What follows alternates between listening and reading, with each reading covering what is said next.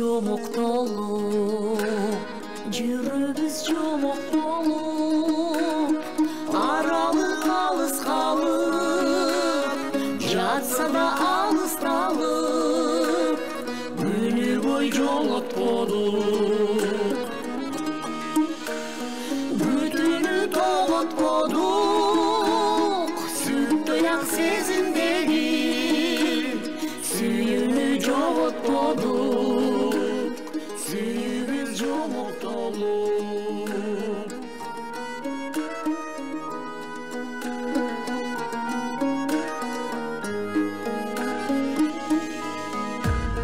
Эң таттуу күлкүң калды, элесин сүйгүң калды, эмнеден кылчактан экөөбүз сырдашмаган, эчен ой мүмкүн калды. Сергитип билинбестен, сезимди дирилдеткен, эк ширкин күлкүң калды, элесиң сүйкүң калды.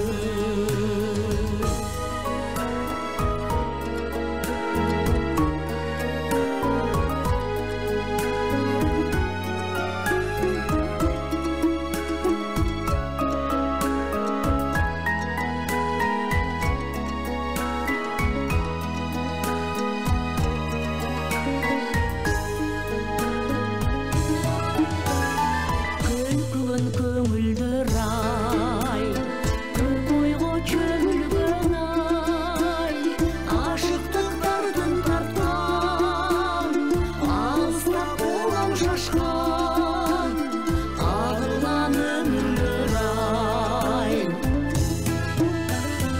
Арзубуз жана берди, ал жакта кала берди, ажайып төгүлгөн ай, көлкүгөн көңүлдөр ай. Бүтүнү тоғотподук, сүттөй ак сезимдеги сүйүүнү жоготподук, сүйүүбүз жомоктолуп, сүйүүнү жоготподук, сүйүүбүз жомоктолуп, сүйүүбүз жомок болуп.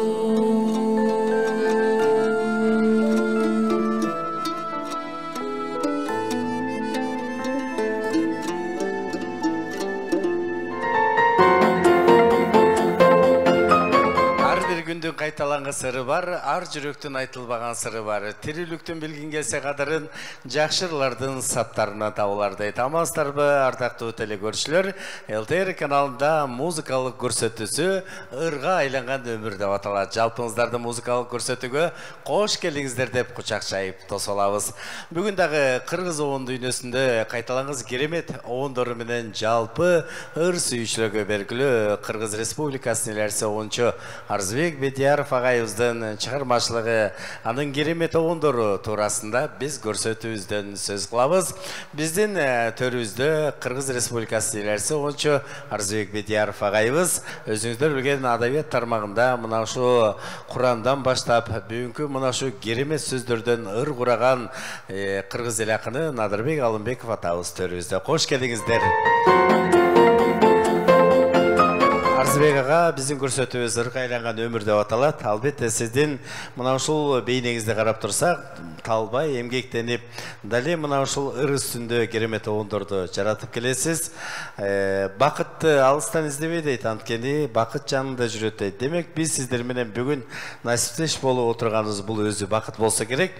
Биздин көрсөтүүбүз 3 бөлүктөн турат. Биринчи бөлүгү бул ыр дүйнөнүн башаты дейт.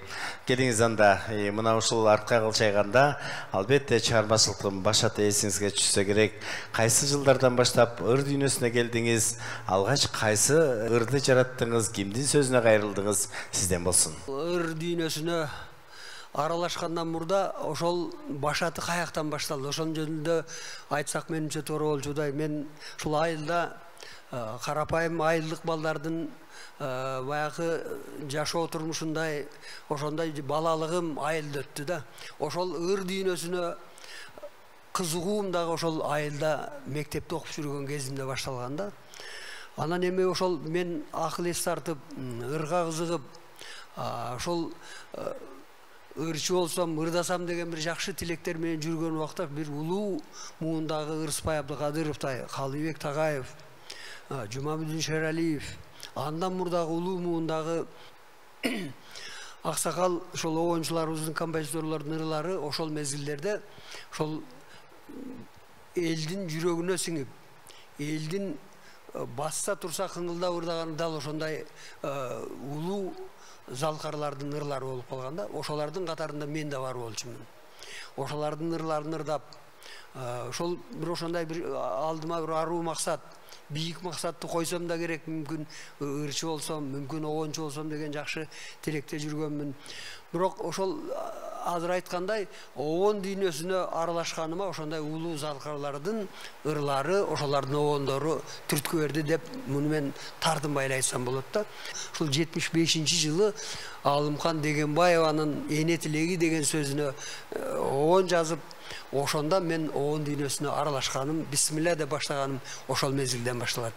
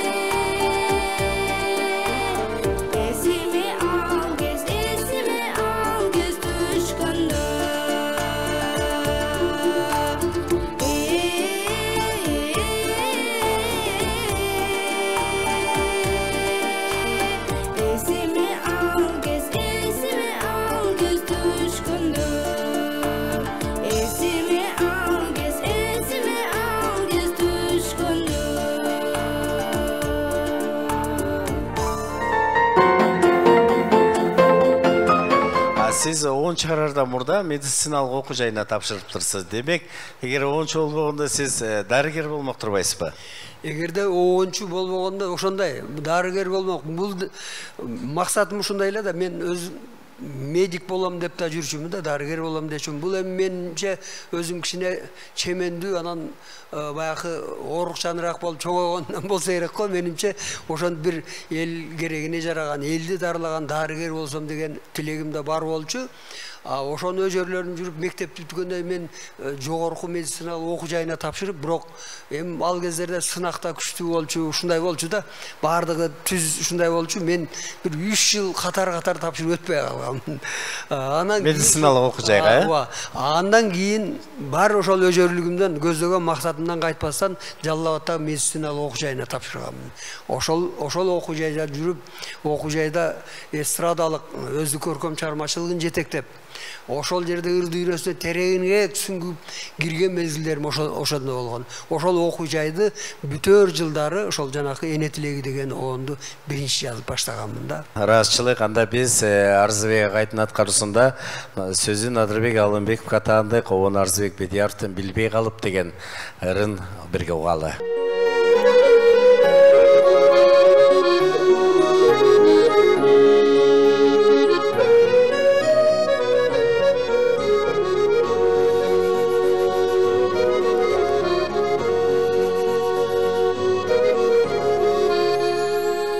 Çıraya jarına dil baylanır, ajarın nurdan bütkön ey gül gaylanır. Jünü hoş yüreğimdü ele alsam, yürüpmün süygönümdü, yürüpmün süygönümdü, yürüpmün süygönümdü ey bilbey kalır.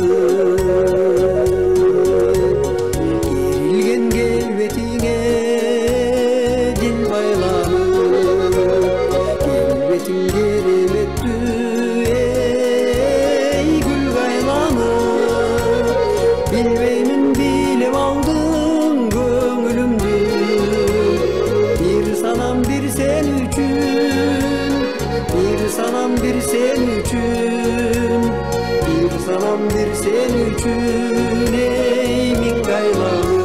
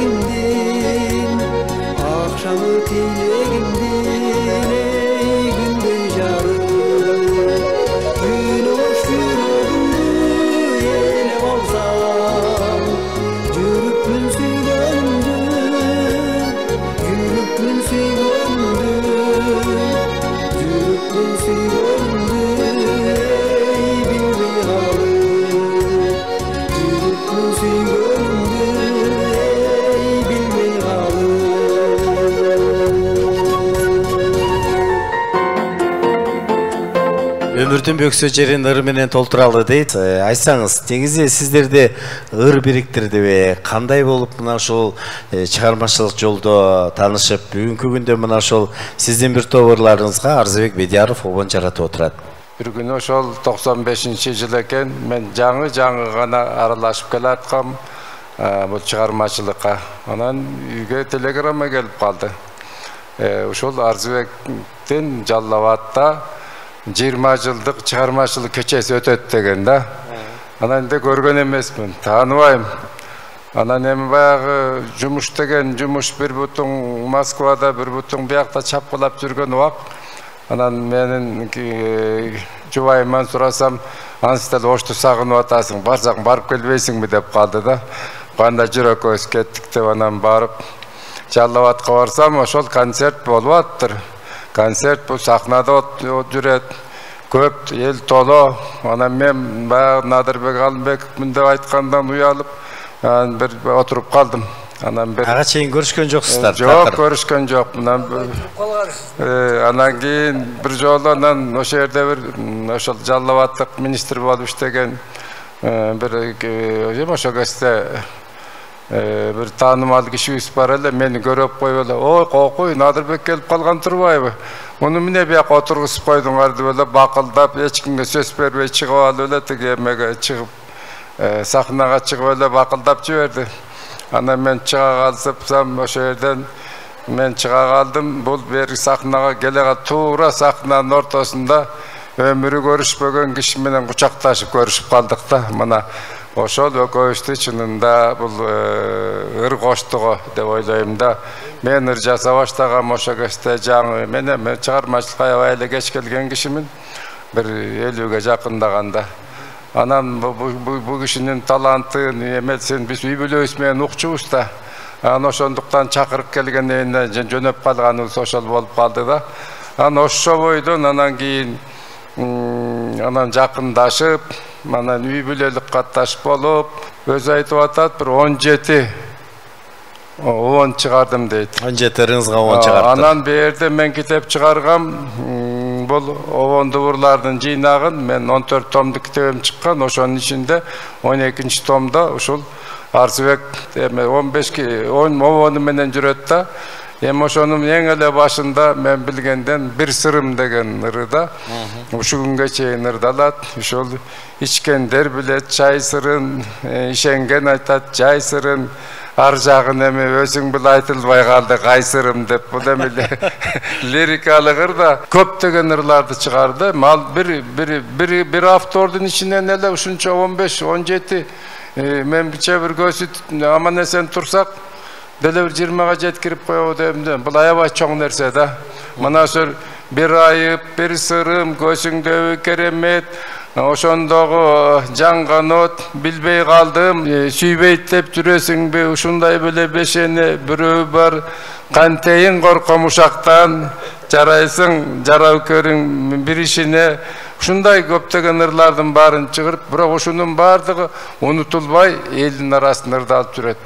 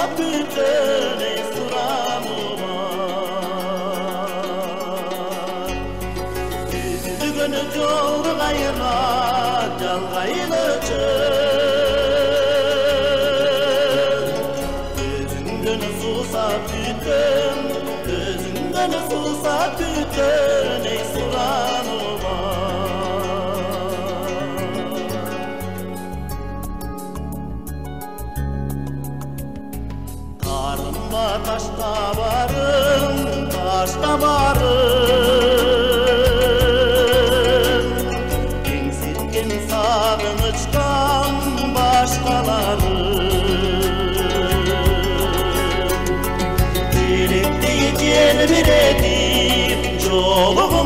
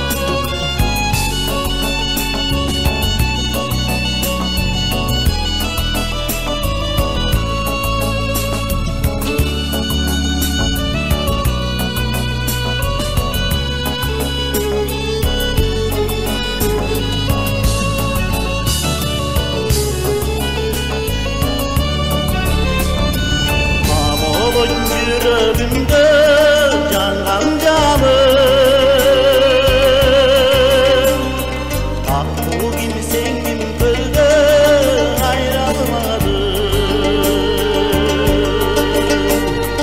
Sarınçım sağlanadı, sağmalı oldu. Tarkaçı cadıragan, tarkaçı cadıragan, ey caylanmadı.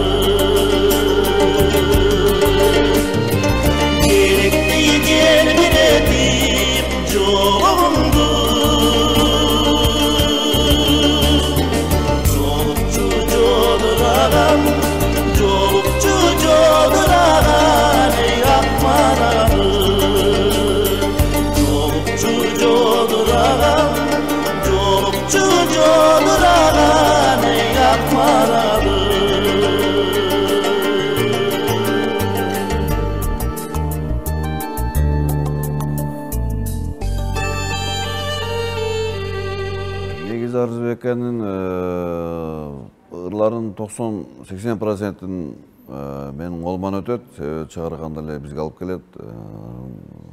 Köpçü çıkarmalarını ırdayım, 80%'in ırdayım. Hazır hem tekstlerini biraz unutup kaldım, köp ırlarını.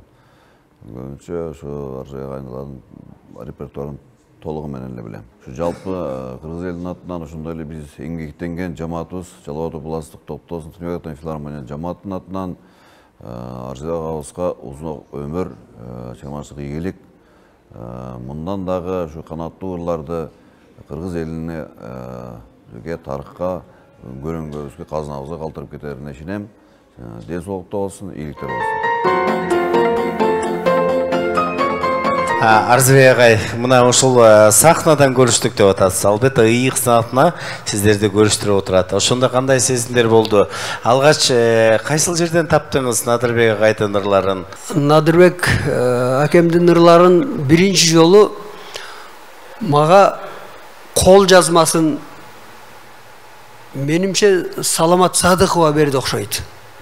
Саламат Садыкова жөн эле колдо анда мындай китептери акемдики чыга элек болчу. Анан ошондон азыр Надырбек акем айтып аткандай бир сырым деген ырына оон жазганмын. Андан кийин эле ошол Кантейин корком ушактан кийинирээк чыкты. Bir 2-3 ырына оон жазгам да, ошол баягы 20 жылдык кечемде бардым деп атпайбы? Ошондо биринчи жолу көргөнбүз. Мен эми бул кишинин акемдин жөнөкөйлүгү, өсө кичпейлүүлүгү, өзүнүн ырын жанындай көргөндүн белгиси да. Ошого жан киргизген киши менен бир барып учурашып келейин деп Кара Балтадан Жалал Атка барып келип өзү бул чоң баягы адамгерчиликтүү, маданияттуу кишинин иши да. Ошондо барган, мен деле көргөн эмесмин, Надырбек аканы мурда кийин көргөн эмесмин. Тек гана ырлары ушунчалык баягы оон чакырып турган бир саптар менен жазылганда, анан мен оон жазганмын. Бирок ошол уюштуруу тобундагылар ошол акындардан Надырбек аканы чакырып коелу деп, анан ошентип бир чоң бир демилге көтөрүп, анан эми келбейби деп деле ойлогом, чындыгында эми андай улуу кишилер эми келбесе керек деп. Бирок ошо Надырбек азыр айтып атат, батпай калган, элде сыртта туруп калган, сиз кичине башталгандан кийин келип калган, эми биз билгенибиз жок да. Эл батпай турат, анан жанагы айтып аткан киши ошол көрүп калып, өзү алып кирип, түз эле сахнага алып чыккан. Ошол сахнадан экөөбүз кучакташып көрүшүп, акем чоң килемин көтөрүп барган, сахнада мага белек кылып берип, ошондой бир ошол күндөн ушул күнгө чейин биз жакшынакай акем өзү айткандай агыны болуп, үй бүлөлүк байланышыбыз бар дегендей ошентип байланышып жүрөбүз да. Демек сиздерди ыр бириктирип, бүгүн дагы мына ушул ырдын артынан бир тууган болуп отурасыздар. Бар болуңуздар, анда биз Арзыбек Бедияровдун обондуу ырларына кезек беребиз.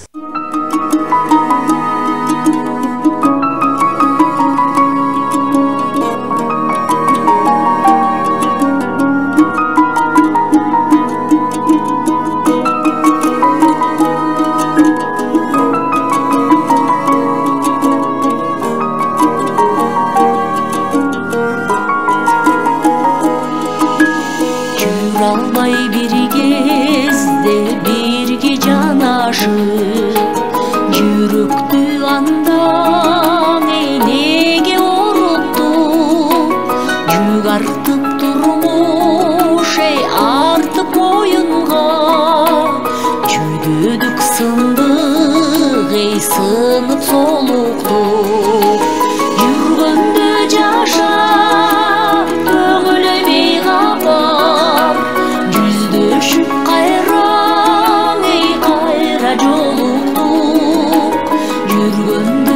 жашап ей көңіл бейғабар жүздешіп қайраң ей бірге жолықтық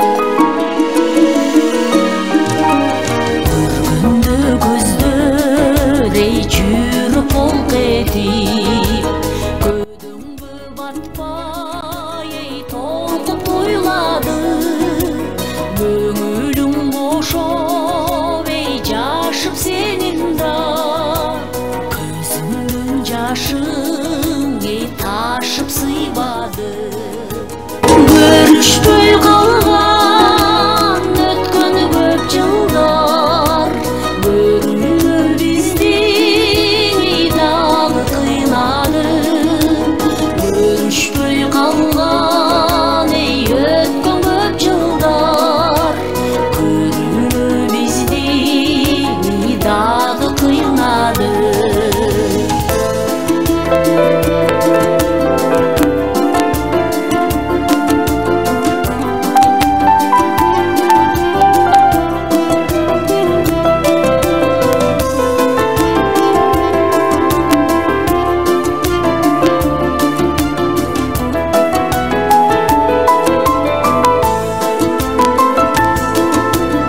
қинала басып ей бірге екеуміз гүлзарды бойлап ей барып қошташтық қылжайып қарап ей ойлап арт жақты қырчындай жаштық ей кезді жоқташтық қилаға чейін ырдап сырдашып қиылып қарап ей арам қошташтық қилаға чейін ей ырдап сырдашып қиылып қарап ей арам қошташтық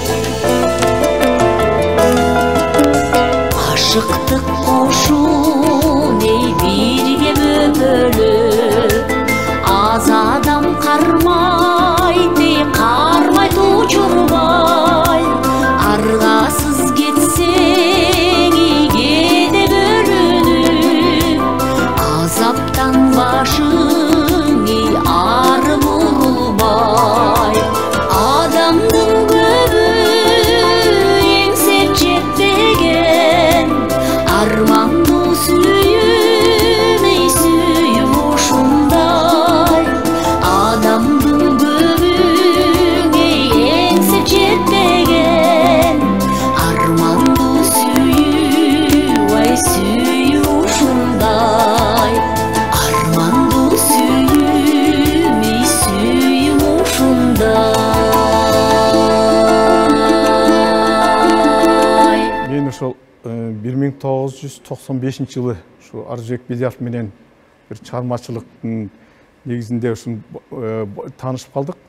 Анткени ошол Арызбек агай ошо бизди өзүнүн группасына чогуу иштегенге чакырды да. Ошол кезден баштап биз ошол Арызбек Бедияровдун чыгармачылыгына баш отуз менен кирип, ошол жаңы чыгармалар ошол кезде аябай оргуштап чыгып аткан. Мен ушул Арызбек Бедияровдун ырлары менен ушул кыргыз эли алдына ырчы катары таанылдым да. 95 жылдан баштап. Ошол кезде мисалы үчүн Кутмандуу жерим, ушундай беле бешене, ошондо жаңган нот, көзүңдөбү керемет, ушул сыяктуу бир жакшы чыгармалар аябай ооздон оозго алып ырдалып турган мезгил болчу да. 1996 жылы ошол жаңы 96 жылы ушул ыр Кутмандуу жерим деген ыры чыккан мезгилде ыр 96 деген конкурс болгон Бишкекте. Кышындасы ошо жаңы жылдын алдында келип, ошол ырды тартылып, аябай бир жакшы бир неме болгондо, бир биз үчүн жаңылык болгон чыгармачылыкта. Мен үчүн аябай эле. Себеби дегенде Кутмандуу жеримди ошол жаңырдап чыкканда элдердин арасында уже баягы билинет да сөз болуп, бул жакшы чыгарма экен. Кутмандын өзүнө жакшы отурат экен. Буюрса ушулар Кутманды алып чыгат, Кутман ушул ырды алып чыгат деп анан ошол эл оозуна элек жок деп коет. Ошол элдин айтышы боюнча ошол ыр менен чыктым. Кудай буйрса азырга чейин ушул Арызбек Бедияров менен иштешип атам, чыгармачылык байланыштабыз өтө тыгыз. Ыргайланган өмүр көрсөтүүсүнүн экинчи бөлүгү албетте бул ырга бай тарыхтар. Албетте ар бир ырдын жаралышы тарыхы өзүнчө болот. Арзбек агабыздын ырларынын тарыхы дагы өзгөчө. Поэзия бул жөнөкөй сөздөн куралат дейт. Бир айып, көзүңдөгү керемет, ошондогу жанган от өңдүү. Мына ошол 17 ырыңызга Арзбек Бедияров огон жаратып отурат. Ошол ырларыңыздын тарыхын айтып өтсөңүз, бир айыптан же көзүңдөгү кереметти кандайча жаралган, кайсы жылы кандай кылып жазгансыз, ошол жөнүндө токтолсоңуз. Бул лирикалык ойлор, лирикалык темалар, махабат ырлары бул жаш кезде бир 16-17 жашыңда да болгон болсо, ошол өлбөй, өчпөй карыганча, ошо көргө киргениңче бул жүрөгүңдө жалындаган жүрөк учурунан башталган. Аны ошондук менен жаңылыр жазганда ушул махабат мен дагы ушул махабат ырлары менен эме кылдым, кириштим. Ошол жана Канике Эралиевалар жана ырдалып бүтпөйт махабат, бөлөшүптөр, бөлөшүп 20-дан ашык ырларыма жазган. Ушул менин ушул жаш кездеги өткөн күндөрүмдүн бардыгы жүрөктө сакталып экен да. Анан эми мына эркек уул болгондон кийин кыздардын жөнүндө жазасың да, ачыгын айтканда. Сүйүү темасы. Мен мындайча айтканда, ошо Талаш шаарында кыздардын интернаты бар болчу. Ошол жерде абдан калың кыздар менен окуп калдык. Анан ушул бу Ташкентте текстилинститутта арыга деле калың кыздар экен. Анан Ошко келсек да өзүмдүн эмемде ушул өстүрүп даярдадык ХБКда ошол кебестен мата току эме боюнча 14 000 кишинин ичинен 9 000 кыз келин болчу. Бул ушундай да кыздар менен иштегенден демек кыздар менен иштейсиң. Сүйүү тема ырлары. Сүйүү тема. Анан кийин эми Карабалтага келдик, аарда деле кыздар. Ушуна мен эми мындай сыймыктанганым, мен кыздардын атасы да болдум, агасы да болдум. Бирок мен кыздарды кантип иштетип, каягынан жолун таап, аларды ишке салып алганды аябай үйрөндүм да. Анан кийин сүйлөп калат досторум. Канча киши иштейт кыздардын десе, мен айтам дайым 8 000, 9 000 десе, ой, сен бирөө-экөө өзүңкүдүр деп коет да. Ой, азаматсыз ата. Мен айтам, кой айланайын. Мен кыздардын атасы болуп жүрөм, агасы болуп жүрөм. Мамлекеттин жумушун кыздар менен аткарып атам. Мына мисалы, анан ошо кыздардын эме баскан турганы сулуулугу, адамгерчилиги ичинен ар кандай боло берет да. Кантип сизди жаздырбай койбойт. Бирөөгө мына бу жерде чоң обончо отурат. Бирөөгө көз түшсө жүгүрүп барып эле үй бүлөңдү таштап туруп эле сен мени сага жагып калдың деп айта албайсың да. Ошол арман ошо ойдон кала берет. Ошон үчүн ыр чыгат. Бул армандуу ырлардын бардыгы ошо бири-бирине кошулбай калгандан болот да. Демек жетпей калган сүйдө көп ырлар чыгат экен да. Баары арман чыгат. Анан эми ошондун оту жанып турат, дарты күйүп турат, анан эл угат. Бирок сиздин айланаңыздын бардыгын айымдар курчап турса, демек сонун ырлар жаралыптыр да. Көзүңдөгү керемет, ошондогу жанган от, бир айып, караш аттар эле айтып турат. Анан эми айта албайсың да сен эминде. Көзү керемет жаштар, кыздар деген дүйнөнүн толода, дүйнөнүн жарымы кыз келин дейт. Туурабы? Рахмат. Надырбек Алымбеков бүгүн биздин көрсөтүүбүздө ачылып мынакей ырларынын тарыхын айтып отурат, кандай сонун. Арзбек ага, сиздин ырларыңыздын аттар эле өзү чакырат да. Барам сага, келем сага, жетем сага деген. Булар кандай өзүнчө бир баягы бири-бирине уйкашкан аттар, кандай болуп жаралат? Ошол барам саганын сөзүн Эсен Ибраев агабыз жазган. Баям сөзүндө баям барамда эле олугуп бир жакка кетип аткан кишинин образы көрсөтүлгөн эмес бул жерде. Тек гана ошол бир жакшы көргөн адамын, эңсеп жүргөн адамын көздөп ушул бар жоғыма қайыл болып барышым керек дегендей мааниде ушул Эсенкул акабыз жазган экен да. Анан өтө деле бир ашып кеткен, күйүп төгүлүп аткан болбосо дагы, бирок бир ошондой максаттар болгон да. Бар жоғына кайыл болуп, барамсага, өзү эле айтып турат. Андан кийин экинчи сериясы Келем сага болчу. Келем сагада деле ошол мааниси ошондой эле. Ушул жылдын бир 4 мезгилинде келемин, жазда, жайда, күздө, кычыраган Чилдеде келем деген жерлер бар да. Бул деле ушул бир эки жакшы көргөн адамдын ортосунда бир ысык, жылуу мамиле, ысык махабат көрсөтүлгөн. Мунун сөзүн Муратбек Мукашев жазган. Андан кайрадан Жетем сага деген 3-чү сериясын бул кайра эле ошо Эсенкул Ибраевдин сөзү. Бул албетте баягы эми Жетем сага деп баягы кытайлык кыз бар эмес, Арзугүл деген, Арзугүл турган кызы. Ал кызга мен көп ондогон ырлар жаздым. Эми бул ыр арнаганда эле ал таптакыр жашоо турмуш башкача болуп кетпейт. Жакшы көргөн адамына гүл сунат, жакшы мамиле жасайт. Ошол мүмкүнчүлүгү бар адамдар мага окшоп оон жазат. Мен ошол кызга ошол Жетем сага деген оонумду ошол Арзугүлгө арнап жазган чыгармам болгон.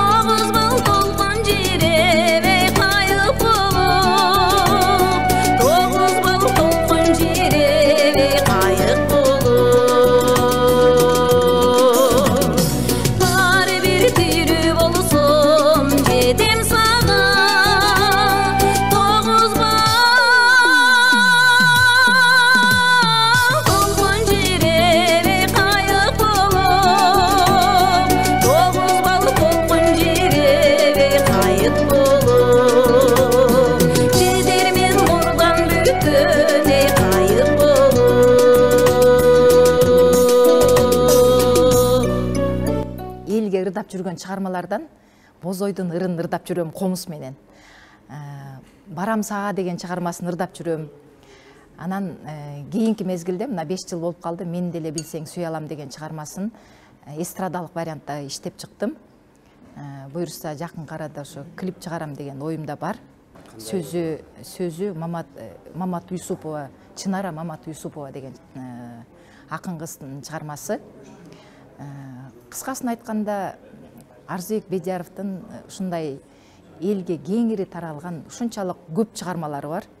Мен санап деле бүтө албайт болушум керек, ушунчалык көп. Шералиев атабыз канча көп чыгарма чыгарса, андан кийинкилерден болуп эле Арзыбек Бедияровдун да чыгармалары өтө көп да.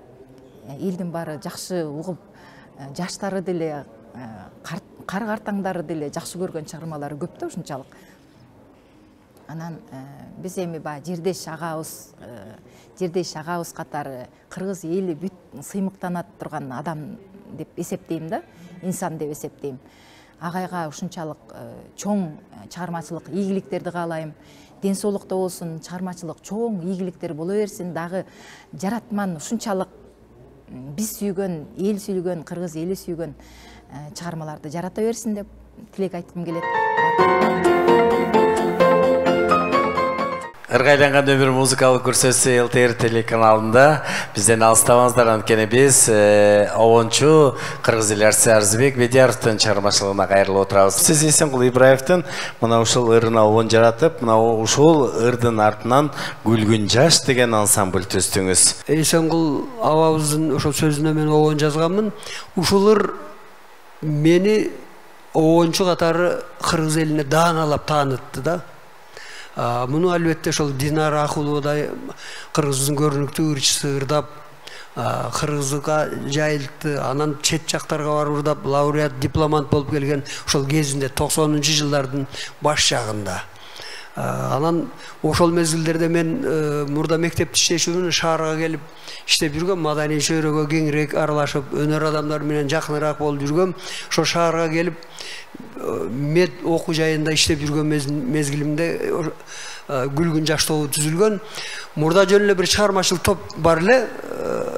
Ошол менин ырымды сүйгөн кыз жигиттер келип, ошолар менен ырдап жүрчүбүз. Анан мени элге даана тааныткан обон катары ошонун урматында жана чыгармачыл топтун атын Күлгүн жаш койдуңуз,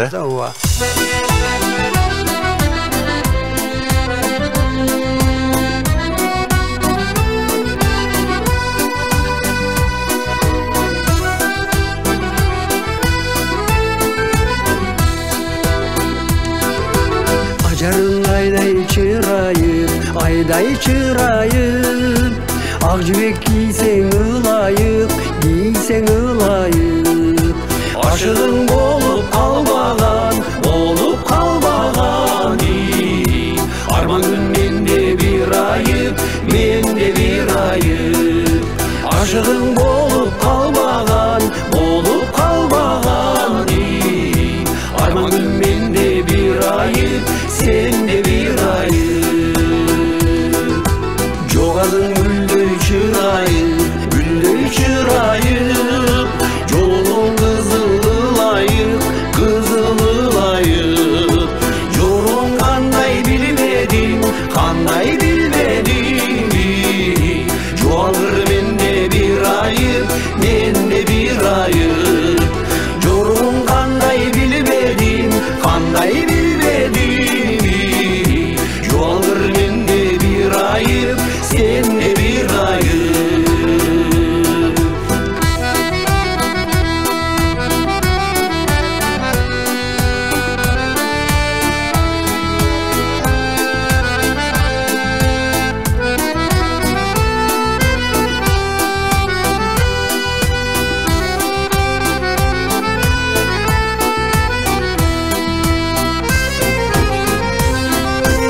Кайыр гүлдөй буралып,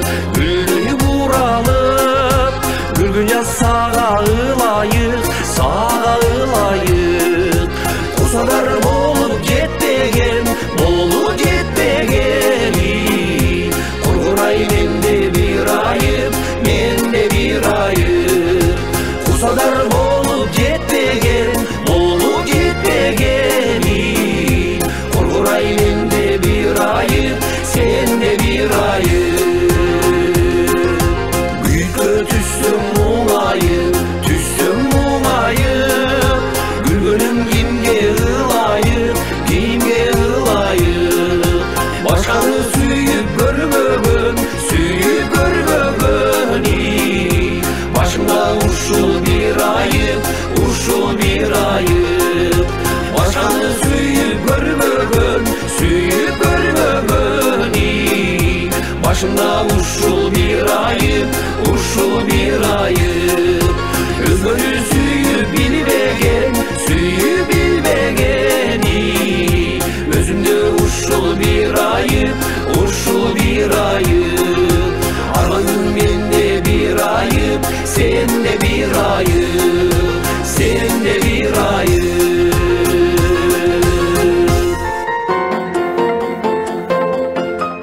Кытайдын акыны Нуртокто Дубаналы уулунун сөзүндө дагы обон жараттыңыз. Ошол жөнүндө кайрылсаңыз. Албетте мунун ошо шарты, тарыхы шундай болгон. Мага ошол Кытайда жашап, иштеп, ырдап жүргөн ошол Арзыгүл сулуудан кат келген. Анан ошол катта сүрөтүн жөнөткөн. Муну мен айтып эле жүрөм, 17-18 жылдан бери айтып келатамын. Анан ошого таасирленип жана түшүмө кирдиң түндө сен деген обонун жазганмын. Бул да ошол Арзыгүлдүн элесине, Арзыгүлгө арнап жазылган ырым болгон да. Кийинчерээк ошол Кытай мамлекетинен жана Гүлгүн жаш тобуна чакыруу келген. Келип ошол кытайлык боордошторго, кыргыз боордошторуна келип ырдап келип кеткиле. Силерден биз үйрөнөлү, эгерде биздин жакшы жагыбыз болсо, силер үйрөнүп кеткиле дегендей мааниде таризде ошентип чакыруу берген. Эмнеге тарындыңыз анан? Биз анан барып ошол Арзыгүлдү таба албай калып атпайбызбы? Жана чакырганда эле биринчи оюма ошо келди. Демек Арзыгүлгө жолугам Кудай буйрса деп. Бирок биз жолуга албай калдык. Себеби Арзыгүл биз барган жерлерден ар жакта Ичкырайда, Үрүмчүдө турат экен, ошол жакта иштеп аткан экен. Анан биз ошо Кызыл суу, Ак суу, Кашкарларда болдук, бирок Үрүмчүгө жете алганыбыз жок. Арзыгүл ана келем, мына келем келген жок. Анан 28 күн жүргөндө бир келип кабар алып кетпесе таарынасында. Анан таарындым сага деп. Анан таарындым сага деген ыржар алыптыр да, Ошону Нуртокто Дубаналы деген ошол кыргыз филармониясында иштеген комузчу жигит бар эле, ошол келип айтып, менин таарынышымды байкагандай, кичине сазамдын сынып турганын байкагандай келип айтат, ушул бир ыр жазайын, эми ушуга бир обон жазып кетиңиз. Андан мурда Каражан деп жаздым. Анда ошол Нуртокто жазган. Андан кийин ошо таарындым сага деп жазып келип берди. Эми артыңыздан өзү Арзыгүл барат Кыргызстанга деп. Рахмат. Анда мына ошол Нуртокто Дубаналы уулу кытайлык кыргыз акын Обон Арзыбек Бедияровго таандык таарындым сага деген ырды тартуулайбыз.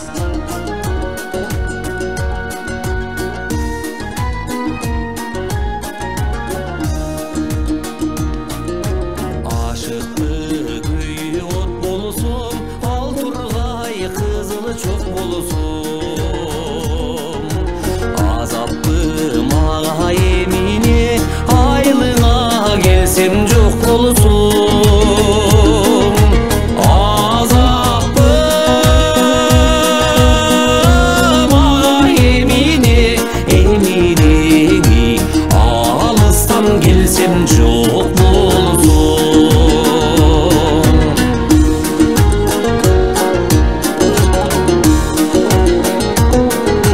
жүрөгүм күйүп от болсун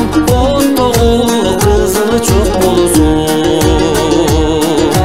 Жүрегім менің күйбеймін Жұртыңа келсем жоқ болсын Жүрегім менің күйбеймін Жұртыңа келсем жоқ болсын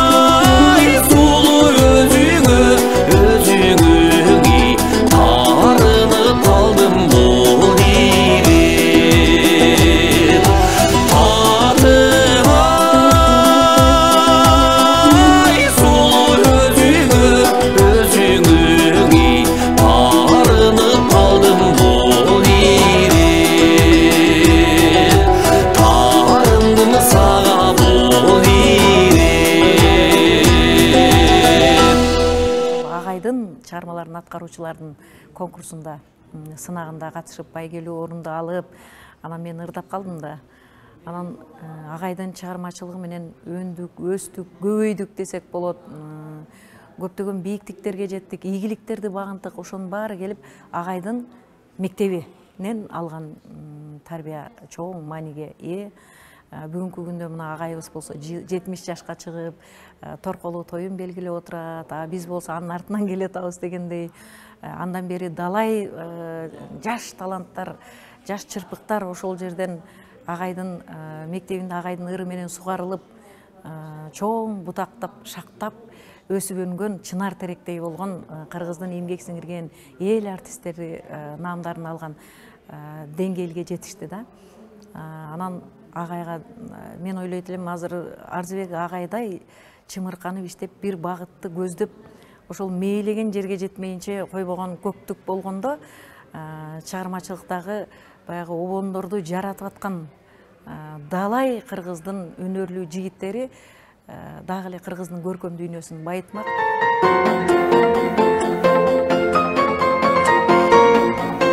Тайлыктардын бир жакшы макалы бар экен. Ийгиликке жетпей калдым деп өкүнбө, ийгилик сени алдыда күтүп турат дейт. Биздин албетте 3-чү бөлүгүбүз ийгиликке жеткен жылдар дейт. Албетте Кыргыз Республикасынын эл артисти деген бул жогорку сыйлык жөн эле берилбесе керек. Анан сиздин дагы бир жакшы жагыңыз, азыр бардыгы айылдан борборго агылып атса, сиз болсо борбордо эмес, мисалы үчүн Жалал Абад деле биздин жаштардын шаары, өзүнчө бир Дубандын борбору дейбиз да. А сиз бүгүнкү күндө айылда жашап, Жалал Абад шаарына чейин келип эмгектен эткенсиз.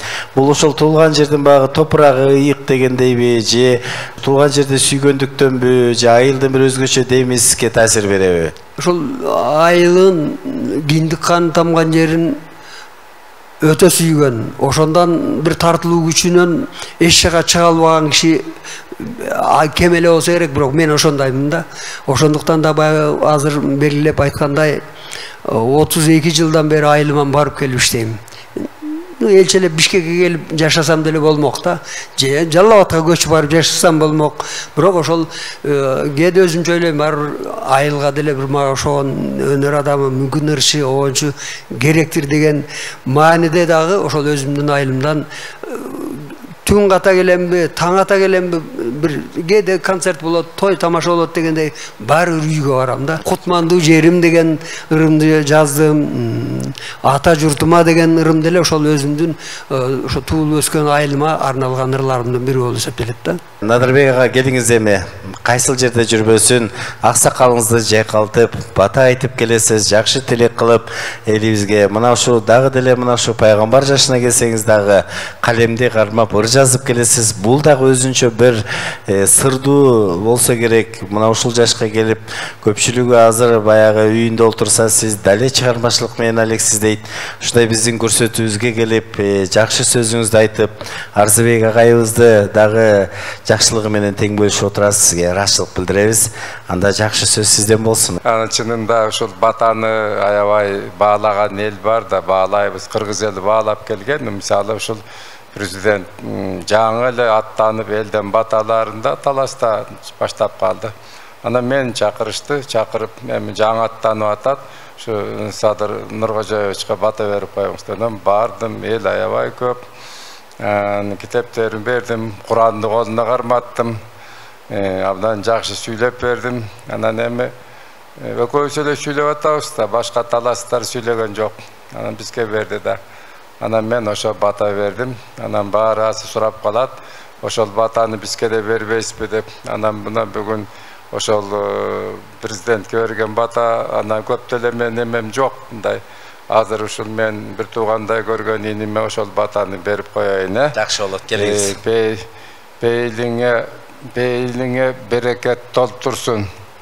Бешенеңе бакталай конуп турсун. Жакшы деген күндөрүң көп болуп, жаратканым ыраазы болуп турсун. Жакшы деген ырларың көп болуп, жаратканым ыраазы болуп турсун. Бар болалынан жолуң шыдыр болсун, бешенең жарык болсун. Амин, Аллаху акбар. Рахмат Арзыбайга, келиңиз. Баталган жигит зор болот, бактысы ташып мол болот дейт. Мынакей кыргыз элинин аксакалы, адабияттын аксакалы, кыргыз эл акыны өзү сизге бата берип отурат. Эми биздин көрсөтүүбүздүн төрүнө келип, мына керемет обондорларыңызды тартуулап, канча деген жаштар сиздин ырыңыз менен мына ушул элге таанылып отурат. Сизге биринчиден бекем ден соолук, узун өмүр каалайбыз. Анан эми мен айтарым, Айбек иним, ошол силерге чыгармачылык ийгилик каалаймын. Ошол бизде өнөрпоздорду далайын чыгарып, далайын элге тааныштырып дегендей, ырларын элге жеткирип аткан чоң жумушчу, чоң тийиштүү жумуштар аркалап келатасыңар. Жалпы чыгармачыл жамаатка өзүңө чоң ийгилик, ден соолуктарды каалаймын. Ал эми жалпы кыргыз элибизге ушул тынччылык, өсүп өнүгүү, токчулук, барчылык болсун. Ыргайланган өмүр көрсөтсө ЛТР каналында сиздер үчүн тартууланып келет. Андыктан биз менен бирге болуңуздар. Жакшырлар бир гана ЛТРде. Бүгүн көрсөтүүбүзгө ортоктош болуп жардам берген Заман ресторанына ырахчылык билдиребиз. Кайрадан эфир аркылуу амандашканча саламатта калыңыздар.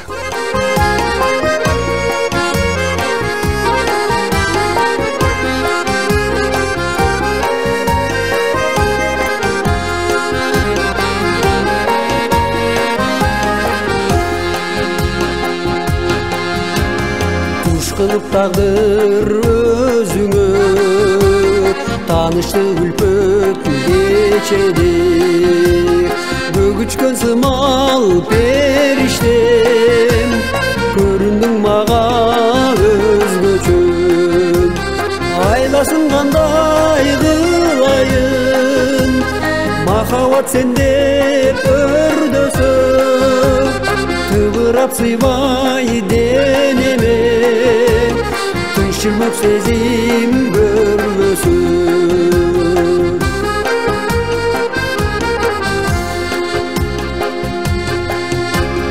Өкөрдөй мүчөң айрыкча көрүндү мага башкача көңүлдү арбап ажарың көз бурбай калдым башкага талпынтпай мени Шолам сезип аясаң Элге түштүм капилет Ергитип сезим башкача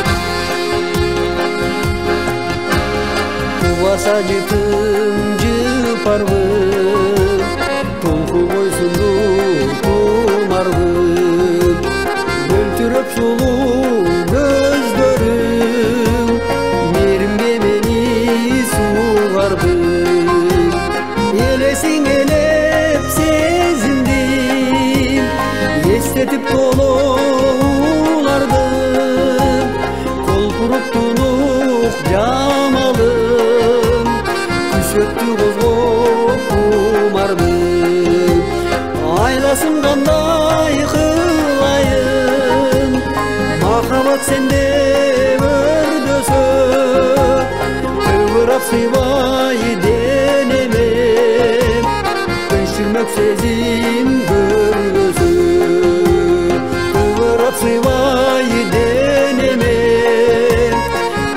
өшірмөк сезим көрбөсү, өшірмөк сезим көрбөсү.